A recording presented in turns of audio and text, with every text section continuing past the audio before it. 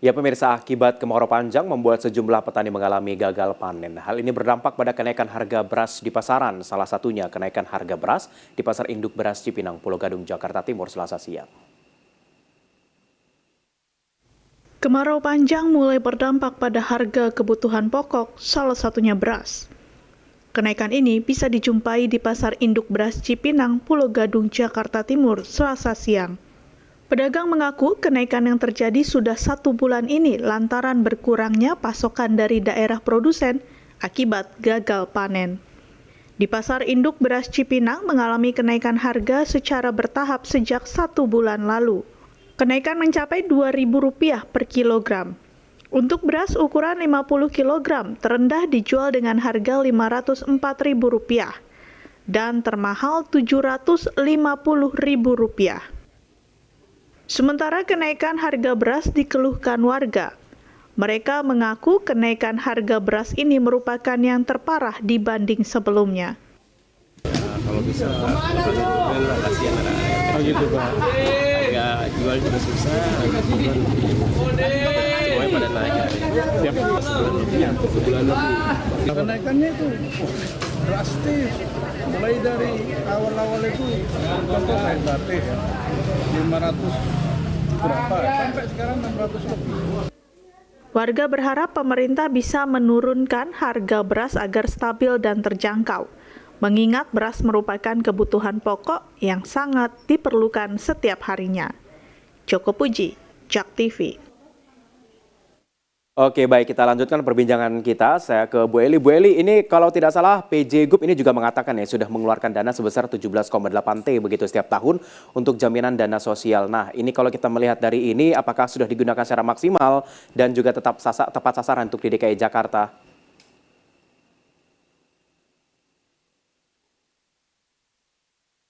Kalau tentu ya tentang ketepatan sasaran, kita kan setiap tahun ya didampingi oleh BPK, BPKP, kemudian bagaimana kita melakukan perencanaan. Jadi tentu saja makin tahun secara akuntabilitas itu menjadi bisa dipertanggungjawabkan. Kenapa saya sampaikan di sini gitu kan? Bahwa semua yang mendapatkan bantuan pangan murah bersubsidi gitu, itu ada 9 sasaran. Di antaranya siapa? Di antaranya adalah anak-anak pemegang KJP yang itu semuanya tercantum di dalam DTKS. Itu yang pertama. Kemudian kartu anak Jakarta, kemudian kartu lansia, kemudian disabilitas, kemudian para penghuni rumah susun dan kawan-kawan guru serta guru-guru honorer. Nah, bagaimana kemudian ada juga program-program yang lainnya gitu ya. Tentu saja pasti dasarnya adalah DTKS. Siapa yang menetapkan DTKS gitu? Itu adalah dari Kementerian Sosial. Nah, begitu semuanya sudah sesuai dengan tataran aturannya gitu, itu tentu saja mudah-mudahan semua masyarakat yang memang berhak mendapatkan bantuan sosial itu menjadi sesuatu yang mudah gitu ya, mudah kita pantau, kemudian pemanfaatannya bagaimana seperti itu. Oke, kalau boleh tahu Bu Eli terkait dengan pasar murah, apakah ini dilakukan memang karena dalam kondisi seperti ini atau memang program ini terus dijalankan walaupun setiap bulan ataupun setiap 2 bulan sekali begitu? Ya, tentang gerakan pangan murah itu senantiasa kita lakukan, Mas. Misalnya apa? Misalnya kalau bulan-bulan biasa, minggu-minggu biasa, kita hanya melakukan di beberapa kelurahan saja. Tapi menjelang hari besar keagamaan, misalnya puasa, Idul Fitri, kemudian Natal dan Tahun Baru, itu kita biasa melakukannya tiga atau 4 kali frekuensinya. Bahkan kemudian kalau ada perkantoran-perkantoran yang menginginkan kita melakukan gerai atau promosi pangan murah, itu pun kita bisa layani.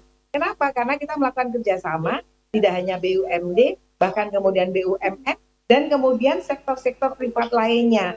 Contoh waktu awal-awal kemarin itu terjadi kenaikan harga ayam gitu, itu kita tidak jalan sendiri Pemprov DKI Jakarta, dibantu oleh Badan Pangan, dan kemudian ada kawan-kawan dari sektor swasta yang ikut membantu. Jadi gerakan pangan murah itu kita lakukan untuk saat sekarang ini nyaris 1 bulan sampai pada frekuensi 62 kali. Seperti itu. Oke, baik. Saya sekarang ke Bang Kudori. Bang, terkait dengan kepertanian kembali begitu ya. Kalau dalam masa kondisi seperti ini, dalam masa kekeringan ini kan peluang besar untuk gagal panen itu besar begitu ya, Bang ya. Bagaimana dengan pemerintah memperhatikan masalah ini? Apakah ada seharusnya seperti ada asuransi pertanian begitu kalau gagal panen ya bisa dilakukan bantuan kembali gitu.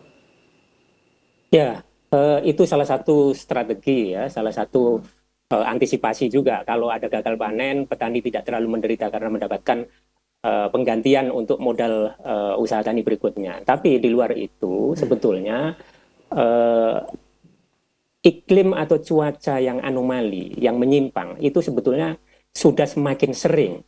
Keberulangannya, apakah dalam bentuk El Nino maupun La Nina, itu 2-3 tahun sekali itu terjadi ya, berulang, selalu berulang. Jadi dengan kondisi seperti itu, sebetulnya saya yakin ya, Kementerian Teknis, terutama Kementerian Pertanian, dengan para stakeholder itu, sudah punya strategi antisipasi dan mitigasi. Tinggal memencet tombol saja. Misalnya kalau pada saat El Nino, tombol ini dihidupkan, tombol ini dimatikan. Kalau pada saat La Nina, tombol ini dihidupkan, tombol ini dimatikan, gitu ya.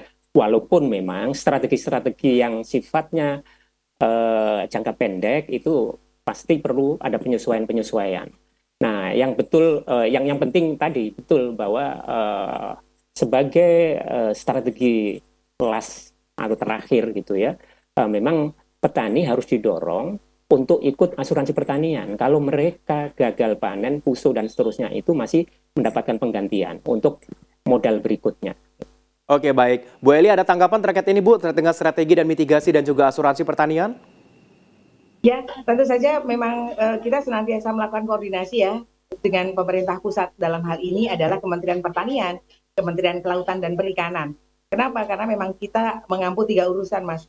Urusan pangan, urusan pertanian, termasuk di dalamnya adalah peternakan dan kesehatan hewan. Kemudian yang terakhir adalah urusan kelautan dan perikanan. Nah, mitigasi apa yang sudah dilakukan oleh Pemprov DKI Jakarta, tadi saya sampaikan, memang salah satu dari program prioritas Bapak Gubernur kali ini adalah bagaimana menghijaukan Jakarta. Selain menghijaukan, bagaimana pemanfaatan aset-aset itu menjadi sesuatu yang bermanfaat.